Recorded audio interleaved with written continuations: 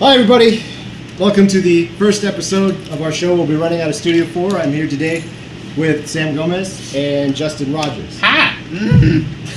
So, welcome to the first episode of RND. Today we will be discussing Sweet-ass boogie beats. the... God damn it. Derailed me. Completely derailed me. Today we will be discussing Marvel's Netflix Defenders TV show, which will be coming out this weekend. The first thing I want to do, I've done some research on my own, but I kind of want to let you do your thing. Give us some background on the Defenders. The Netflix version or the actual Here we go. And you're right, because when I looked it up, one of the things I noticed is that the most of the lineup of the Defenders in the comic books was not actually the characters that we're seeing in the show. The original lineup appeared to be Doctor Strange, Namor, Silver Surfer, and the Hulk. Yeah. That's kind of like what the Defenders were. They were all the people nobody wanted around. Pretty much. In the comic books, it was like, who are all the weird in the Marvel universe that aren't already on a team?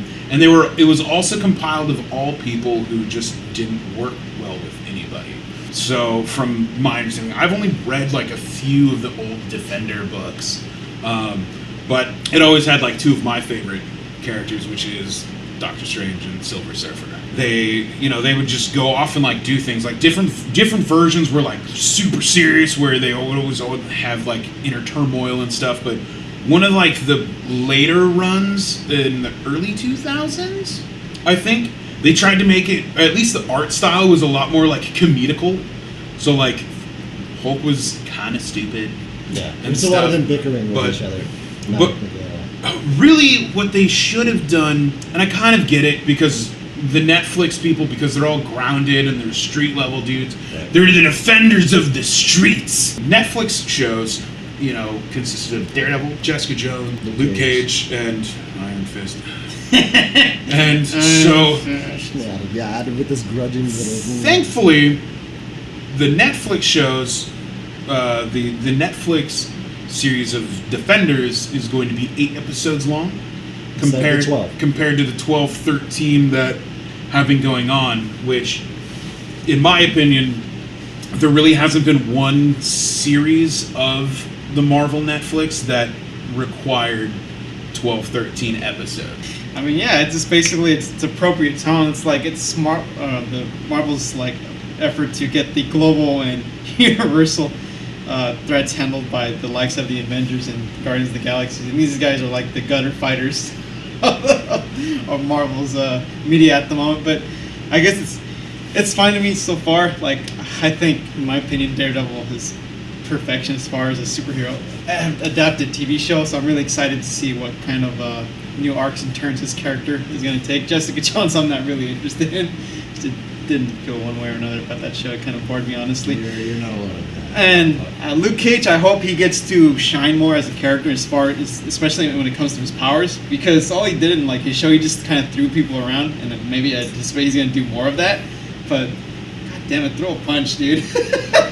I know that's probably like implies some major viscera, but even throw some kind of blow instead of just throwing people like pillows. So my first impressions have been pretty positive, but I felt that way about pretty much all of the trailers they had for the show before. It's exciting to see Sigourney Weaver playing the villain coming into this show. It is cool from the shots that we've seen to see all of the characters together and the dynamic that's going on with them. And it's exciting to see what we now know is going to be sort of tying everything that we've seen in each of the shows together. The next thing that I want to talk about is the hopes that we have for the show. The kinds of things that we're hoping to see, the improvements, from different things that we felt were lacking with the other show, and just the kinds of connections and things that we're hopeful about. So, what are you hoping to see? Just another platform for what I perceive that already successfully portrayed characters like Daredevil to become even more interesting. And if people agree that Iron Fist wasn't portrayed that well, we give him another chance to do a better job at showcasing what that character is all about, especially in his martial arts. I don't know how I feel about, like I said, Jessica Jones, but hopefully the show will push her in a direction that will gain more interest in her. Like compare that to like Iron Man. I didn't care about Iron Man before, but when the movie came out, it's like that like my fascination with that character thereafter. So I'm hoping they're going to do the same thing with the characters I didn't really feel for anything. Well, on that line, it's kind of like, given the nature of Jones's powers, she's actually one of the more useful characters of the group. So, yeah, you're basically hoping to see them utilize what she does in a way that makes this character like, okay, that's really cool to see her using her powers. Because in the show, for Jessica Jones, I felt like there wasn't a lot of that. There was a lot of, it was more about the detective side of what she does.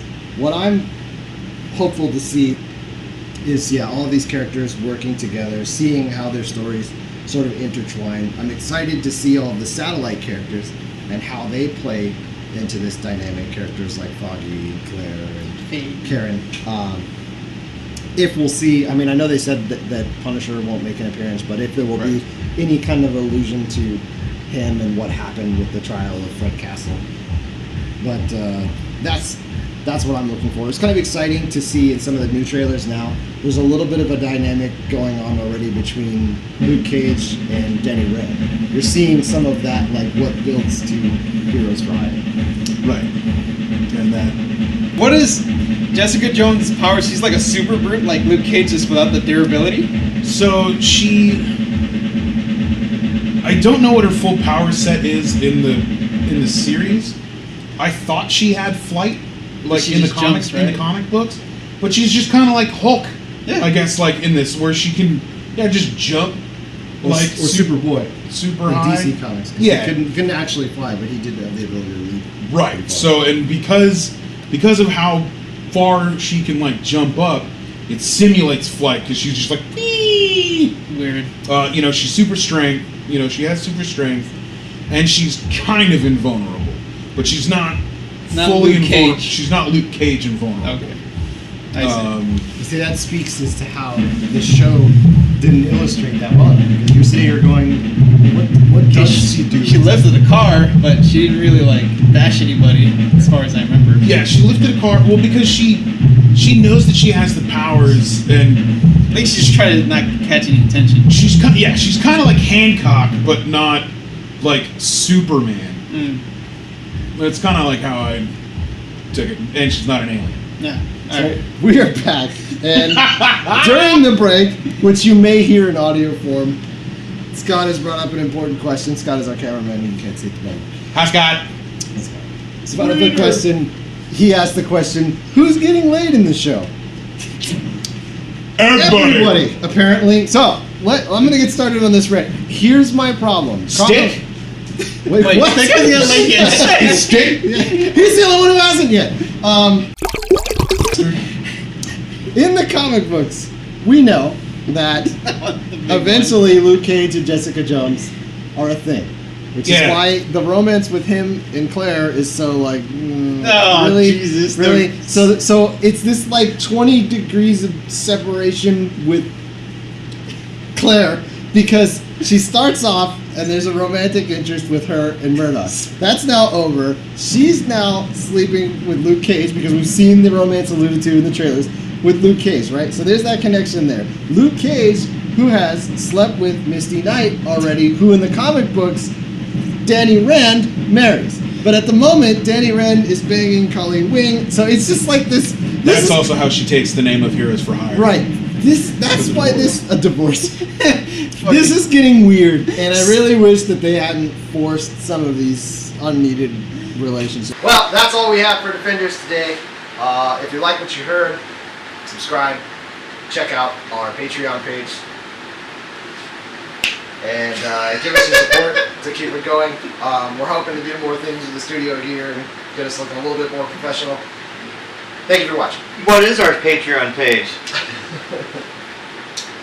So, Yeah, but under a lot of pressure here. So, we are forjerks.com.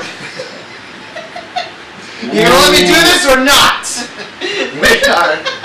Check out our page at patreon.com/studio4. Is it the number 4 or is 4 spelled out? The number. Not like foreskin, just the number 4. Why not, right?